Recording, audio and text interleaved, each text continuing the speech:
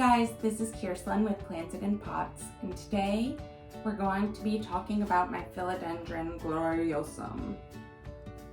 Also, before we get started, can we talk about this beautiful, perfect new leaf that he has? I'm extra excited because this guy has been my most hellish plant. And I say that with the caveat that all of my other philodendrons have been my most easy, wonderful, trouble-free plants, including Phil. Let's see if we can get Phil in the frame. This is Phil. He's definitely up to my boobs. Look how awesome he is. So, I know that this video is not about Phil. The point is that Phil, I've propagated, I've chopped, I've never repotted, and he's doing great.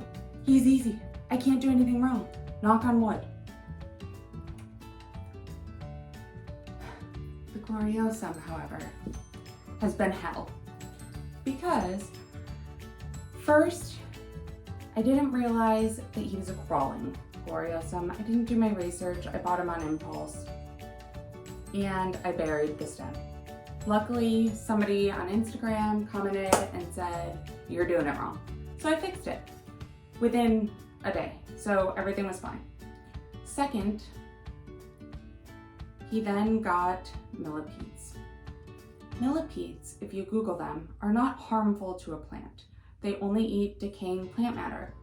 So everything's fine until all of a sudden, 2 of his glorious Gloriosum leaves were dying, damaged, had to be chopped off. I think I've lost 3 or 4 in total. And what happens with millipedes is nothing kills them. Once they run out of decaying plant matter to eat, they start feasting on the healthy plant and they reproduce by the hundred. So the entire pot that he was in was infested with millipedes. And the plant was dying. I almost lost him. So you can still see some of the damage caused by that there. The reason why we're repotting him is because I don't know if you can see some of the spots on these leaves. I don't know if they're residual damage from the millipedes or if they are something else going on. And he is one of my last plants to not be in a falsely potted grow pot or in a terracotta pot. And although his pot does have drainage, you can see the little hole at the bottom, I'm afraid to water him too much. I don't know if he's getting enough water or too much water, if it's holding in the pot. So what I'm going to do is I'm going to put him in this guy, just to be safe. And also to make sure that there's nothing else going on with the roots or in the soil, such as millipedes, while we're in there. And then I'm just going to leave him alone, hopefully, from now on, because he's been through a lot. He just is really not loving life, but he does seem to be on the road to a wonderful recovery, as you can see with this gorgeous new leaf. So anyways, that's enough about his hellish past, because that's not what we're here for. We're here for his future. As far as soil goes, I use my Aroid Soil mix. Surprise! If you haven't noticed a pattern here, I use it for pretty much everything. It's just to make sure that the plant has a lot of drainage. And I mix this, sorry Fitz. My dog's over there. I just set the lid on him on accident. So I mix this in one big container so that it's pre-made. It's just in, you can kind of see over the side, it's in this Rubbermaid plastic container with a lid, so that I don't have to mix it every time. And I actually just added some more coarse perlite because when I made it originally, I didn't have a full bag of perlite. So there's a lot of perlite up at the top, but that's fine because the Gloriosum will love it. Ta-da! You can see all the white in there, that's the perlite. So that's what we're going to use to pot this Gloriosum in. As far as care, he gets like medium, indirect light. He sits on my desk here, so there's a northeast facing window right there, 2 of them. and I water him when the top 2-ish inches of the soil are dry. So I stick my finger into the soil if it's dry. When I pull it out, that's when I water. How I got rid of the millipedes while we're doing this is, so caterpillar killer does not kill millipedes, in case you're wondering. Neither does typical neem oil or insecticides, at least not that I found. So what I ended up having to do is, after I tried picking them out with gloves and disposing of them, and realizing that there was so many and I was never going to get rid of them, I took the Gloriosum out of the pot. I rinsed the shit out of, oh God, I'm cursing like a sailor today. I'm sorry if your children are around. Anyways, so I took him out of the soil. I rinsed the crap out of the roots, made sure that there was not a speck of dirt or anything on them. I rinsed the stems. I treated them with an insecticidal soap, and I also sprayed neem oil on them, so I could have also caused the damage on some of the leaves. But at that point, I needed to make sure that they were gone. Gave it a fresh pot, completely fresh soil, and so far they haven't returned. They also got my cast iron plant, and he's down to 3 sad leaves, but he also had thrips, so there's that. So the best way to keep away insects is to have healthy plants and to quarantine new plants. However, when there's already damage to a plant, they're more susceptible to things like insects. So probably why I got the thrips. A little late, but I'm gonna put gloves on. So what I'm going to do is just take the Gloriosum out of the soil and see how the roots are doing. Gloriosum is a crawler, not a climber, like most philodendron. Philodendron actually means tree climber? Tree hugger? Something like that. In some other language. So, although this one's a little different than most philodendron because he goes horizontally instead of vertically, which is kind of cool. But I'll show you what I'm talking about if I can get him up and out. Thank goodness for this potting mat. This is literally the best purchase I ever made. This black, washable, foldable potting mat that I use because obviously I'm sitting in my apartment now. This is so much better than having to go outside in the Florida heat.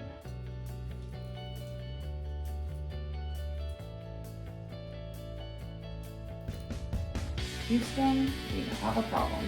So this is what the rhizome looks like. Ta-da.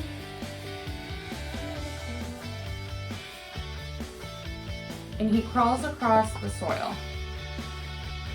However, when the one side started to grow,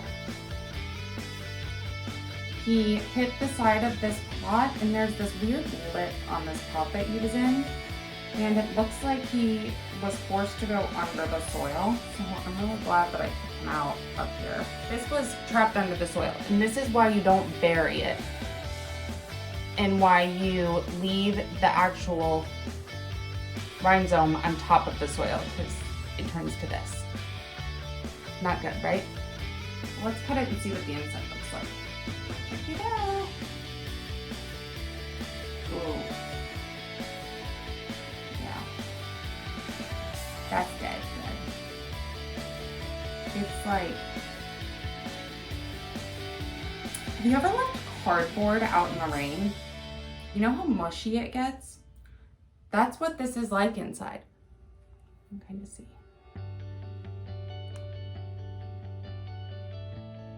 Yeah, so he's a goner. Not the plant, just the part that was under the soil. I don't know what to do with him.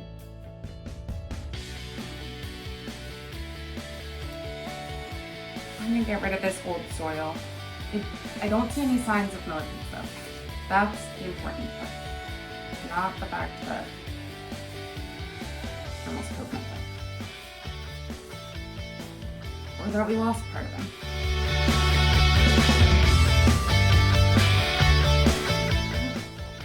Clean slate.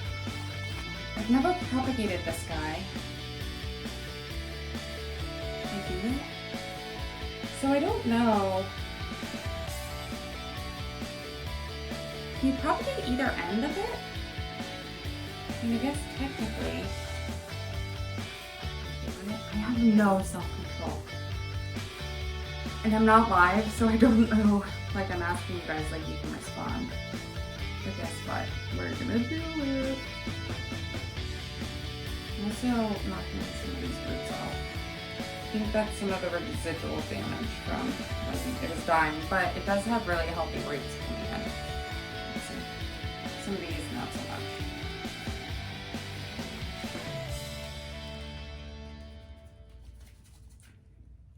It got really damaged. I probably shouldn't shock it anymore, but I really want to experiment. It's quarantine. That's what you have to do. Let's move you closer. Okay. So you can see the rhizome. What I'm thinking is cut this part off here, and we'll just cut it in half. So I'll leave one leaf on that side, and then we'll cut these guys off. These guys, right here.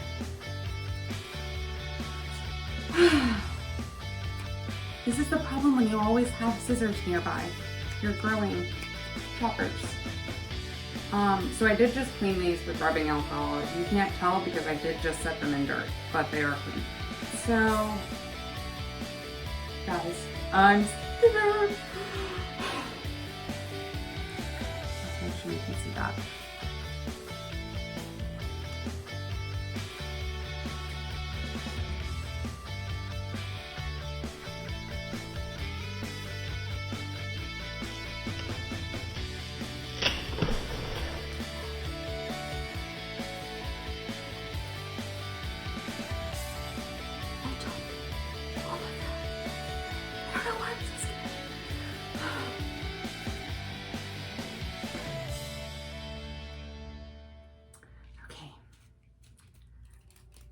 So the reason why I'm hesitating is A, I need a smaller pot now.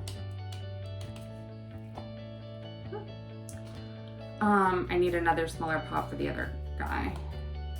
I'll have to go look. I know I have them somewhere, but I bought this pot for him. Obviously that's too big now. The other reason why I'm hesitating is I'm wondering if we should put them both in soil, or if we should sphagnum moss one. I think because I've already shocked him so much, I'm going to put them both in soil. I'm also going to use a rooting hormone. Okay, so with rooting powder, you don't want to put the plant in the bottle. I don't know what the reasoning is, but you're supposed to pour it on a different surface. So let me grab a saucer. Just a regular plant saucer. It's what are you doing, Lito? And I just dump a little bit out on the saucer. You just dip it in water.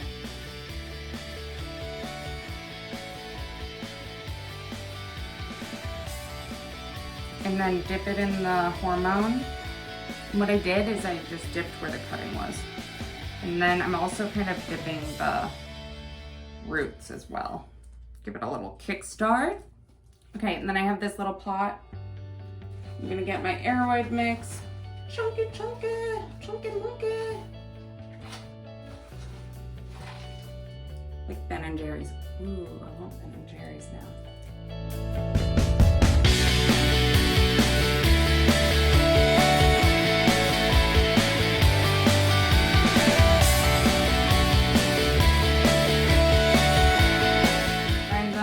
Top of the soil.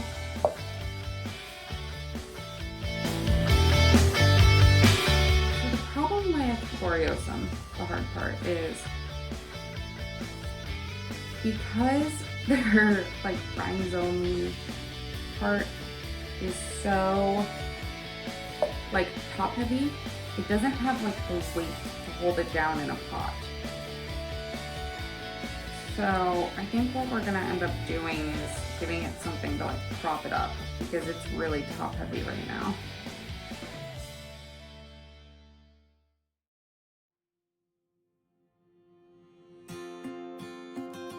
So you can see that guy. It's all out and about in all his glory. Get it? Because Gloriosum. Sorry.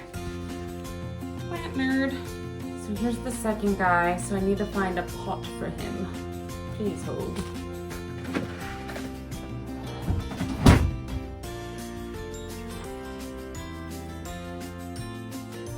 Okay. Ta-da! I found one. I'm just making a mess in here today, guys. This was not the plan. The plan was to do a simple repot. I just got shit everywhere. And some water in here. I'm just gonna dip. So you do water. Oh, I just knocked a big root off. Don't do what I'm doing. Poor little guy. Anyways, water, rooting powder, dirt. Water, rooting powder, dirt. Easy peasy. Yeah, I think this guy is going to be a lot more stable based on his roots. The other guy was the newer end of the rhizome, so he wasn't as developed yet. But they'll both be fine. I know I said I wasn't going to fill it up all the way, but I forgot and I lied.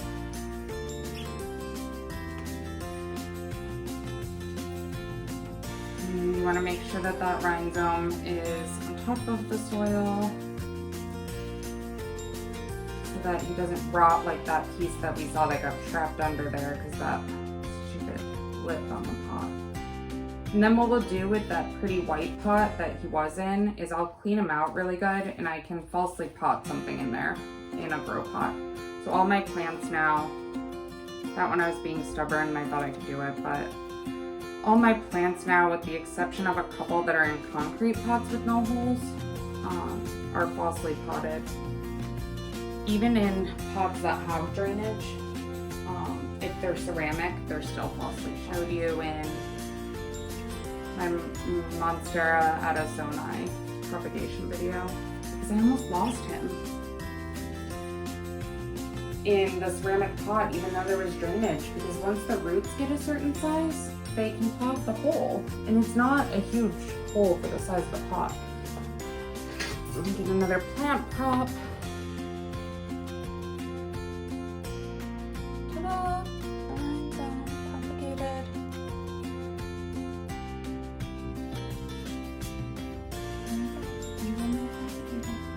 He's ready to go. Planted in pots. And this is the little propagated baby. You can see his rhizome is all out of the soil too. And look, there's a new, what are they called? He's coming out. And he looks great, planted in pots. So there you have it, my repotted into a propagating of my Philodendron Gloriosum video. I hope you guys enjoyed it, and I will keep you updated. You'll probably see them first on Instagram, so if you want first access to the updates, follow me at PlantedinPots.